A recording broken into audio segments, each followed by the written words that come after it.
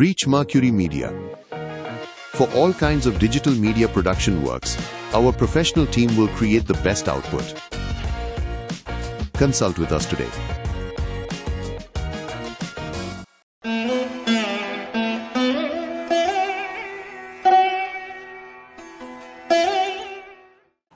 ஓம் சரணாகத தீனார்த்த பரித்ராண பராயணே சர்வஸ்யார்த்திகரே தேவி நாராயணி நமோஸ்துதி. வணக்கம் நேயர்களே, இது மகாலட்சுமி ஜோதிடம் வழங்கும் காலச்சக்கரம். உங்கள் அன்பு ஜோதிடர் ஸ்ரீராம்ஜி பேசுகிறேன். அனைவரும் நலமுடன் இருக்கிறீர்களா? நன்றாகத்தான் இருப்பீர்கள், நன்றாக இருக்க வேண்டும். இன்றைய காணொளியில் நாம் காண இருப்பது கருட யோகமும் நவாம்ச ரகசியமும். இதுதான் தலைப்பு.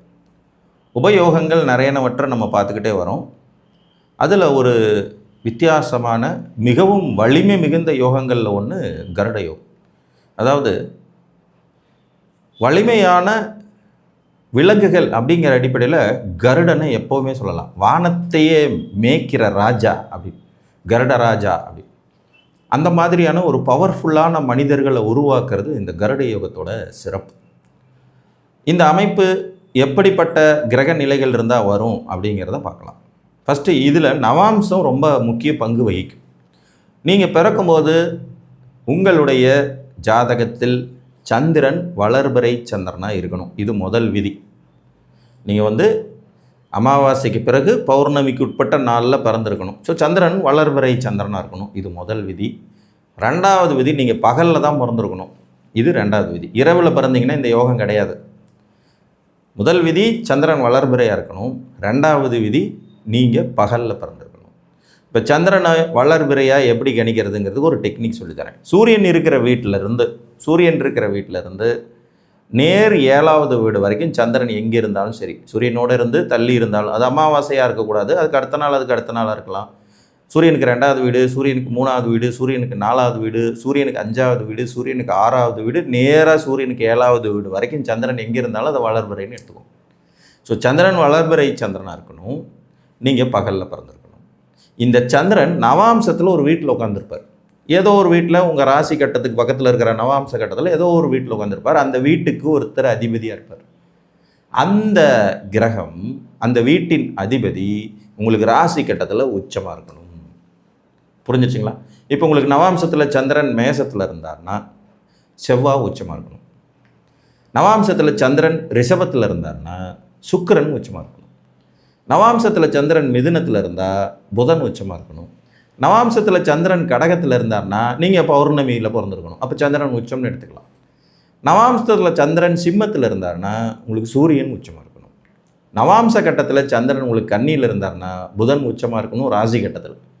நவாம்சத்தில் சந்திரன் உங்களுக்கு துலாத்தில் இருந்தார்னா சுக்கிரன் உச்சமாக இருக்கணும் ராசி கட்டத்தில். நவாம்சத்தில் உங்களுக்கு சந்திரன் விருச்சிகத்தில் இருந்தார்னா செவ்வாய் உச்சமாக இருக்கணும் ராசி கட்டத்தில். நவாம்சத்தில் உங்களுக்கு சந்திரன் தனுசில் இருந்தால் குரு உச்சமாக இருக்கணும். மகரத்தில் இருந்தார்னா சனி உச்சமாக இருக்கணும். கும்பத்தில் இருந்தார்னாலும் சனி உச்சமாக இருக்கணும்.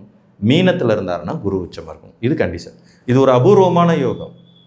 சும்மா சாதாரணமான நிலையிலேருந்து ஒருத்தனை சக்கரவர்த்தி ஆக்கக்கூடிய யோகம். ஸோ இப்போ எல்லாருக்கும் கிடைக்காது இல்லைங்களா? ஸோ கிடைக்கிறவங்க அதிர்ஷ்டசாலி. இந்த ராசி கட்டத்தில் வளர்பிறை சந்திரனுடன் கூடிய பகலில் பிறந்த மாந்தர்களுக்கு நவாம்சத்தில் சந்திரன் அமர்ந்த வீட்டின் அதிபதி ராசி கட்டத்தில் உச்ச வலிமையோடு இருக்க. புரிஞ்சிருச்சுங்களா? ராசி கட்டத்தில் உச்ச வலிமையோடு இருக்க இந்த கருட யோகம் ஏற்படும். அனைத்து விதமான சூட்சுமங்களையும் உள்ளடக்கிய ஒரு மனிதனாக அவர் இருப்பார். ரொம்ப ரொம்ப ரொம்ப ரொம்ப பவர்ஃபுல்லான மனிதர்கள். சாதாரணமான நிலையிலிருந்து சக்கரவர்த்தியாக உயரும் அளவுக்கான, ஒரு சர்வாதிகாரியாக உயரும் அளவுக்கான வலிமை கொண்டவர்கள் அப்படின்னு சொல்லலாம். இவங்களால் சாதிக்க முடியாத காரியமே எதுவுமே இருக்காது. புரியுதுங்களா? ஒரு உதாரணம் எடுத்துக்குவோம். இப்போ ஒருத்தர் கும்பலக்னத்தில் பிறந்திருக்கார். கும்பலக்னம் மிதுன ராசி. கும்பலக்னம் மிதுன ராசி. இப்போ இவர் பிறந்தது பார்த்திங்கன்னா மிருகசீரிட நட்சத்திரம் 1ஆம் பாதத்தில் பிறந்திருக்கார். கும்பலக்னம் மிதுன ராசி, மிருகசீரிட நட்சத்திரம் 1ஆம் பாதத்தில் பிறந்திருக்கார். இவருக்கு நவாம்சத்தில் சந்திரன் போய் பார்த்திங்கன்னா சிம்மத்தில் உட்காந்துருக்கார். இந்த சிம்ம சூரியன் ராசி கட்டத்தில் உச்சமாக இருக்கார். இப்போ கணக்கு போட்டு பாருங்கள். கும்பலக்னம் 3வது இடத்துல சூரியன் உச்சம், 5வது இடத்துல சந்திரன். மிருகசீர நட்சத்திரத்தில் 1ஆம் பாதத்தில் இருக்கிறாரு. சிம்மத்தில் நவாம்சத்தில் போய் உட்கார்ந்துருக்காரு. அந்த வீட்டின் அதிபதி சூரியன் இங்கே வந்து உச்ச பவரில் இருக்காருன்னு வச்சுக்கோங்க. இப்போ இதில் வந்து இந்த பகலில் பிறந்திருக்கணுங்கிற கண்டிஷன் ரொம்ப முக்கியம். பகலில் இவர் பிறந்திருக்க வேண்டியது அவசியம். இப்போ நான் சொன்ன கும்பலக்ன அடிப்படையில் பார்த்தோம்னா இது பகலில் வராது. ஏன்னா அதுவும் ஒரு சூட்சுமம் தான். சூரியனுக்கு பின்னாடி விழுகிற லக்கணங்கள்லாம் இரவில் விழும், சூரியனுக்கு முன்னாடி விழுகிற லக்கணங்கள் தான் பகலில் விழும். அதுவும் எடுத்துக்கணும். ஸோ அப்போ நீங்கள் இதை வந்து மிதுன லக்கணம், மிதுன ராசி, சூரியன் 11ஆம் இடத்துல உச்சமாக இருக்கார், சந்திரன் வந்து மிருகசீரத்தில் இருக்காருன்னு வச்சு, அதே சிம்மத்தில் நவாம்சத்தில் இருக்கிற சூரியன், நவாம்சத்தில் சூரியனுடைய வீட்டில் இருக்கிற சந்திரனுக்கு வீடு கொடுத்தவர் இங்கே உச்சங்கிற போது இது வந்து முழுக்க கருட யோக ஜாதகம். புரிஞ்சிச்சுங்களா? விதிகள் ரொம்ப சிம்பிள், ஆனால் அவ்வளோ ஈஸியாக கிடைக்காது. நீங்கள் பகலில் பிறந்திருக்கணும், சந்திரன் வளர்பிறை சந்திரனாக இருக்கணும், அந்த சந்திரனுக்கு நவாம்சத்தில் வீடு கொடுத்த கிரகம் ராசி கட்டத்தில் உச்சமாக இருக்கும். இதுதான் சூட்சம். புரிஞ்சிச்சுங்களா? இப்போ ஒரு தனுசு லக்ன ஜாதகம் எடுத்துக்குவோம்.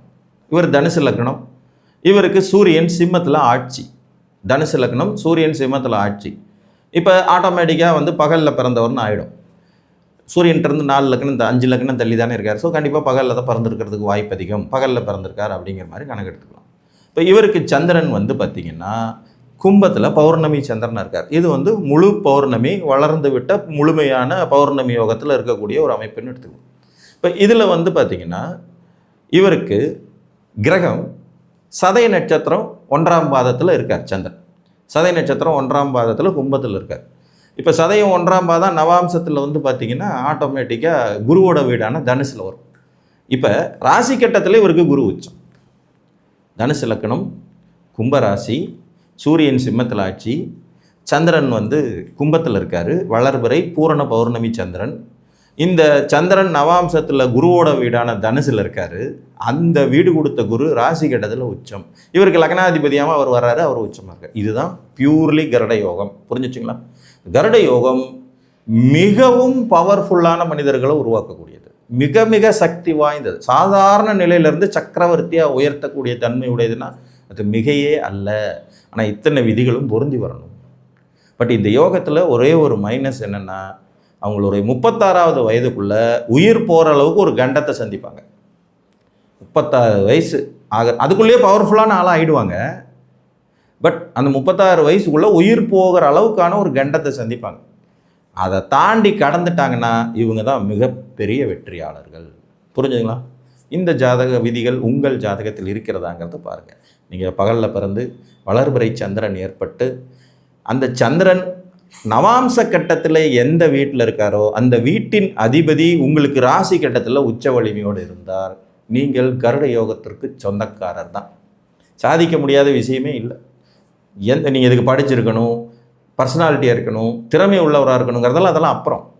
உங்களை அந்த யோகமே வந்து எங்கேயோ கொண்டுட்டு போய் உட்கார வைக்கும்.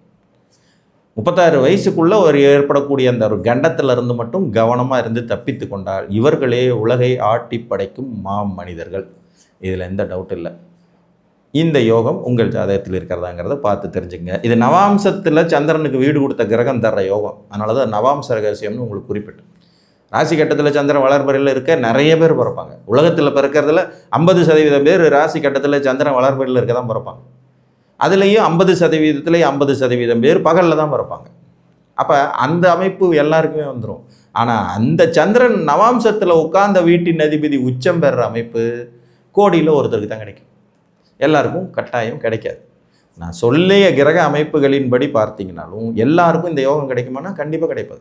நவாம்சத்தில் போய் சந்திரன் உட்கார்ந்த வீட்டு அதிபதி ராசி கட்டத்தில் உச்சமாக இருக்கணும். அது நீங்கள் பகலில் பிறந்திருக்கணும்.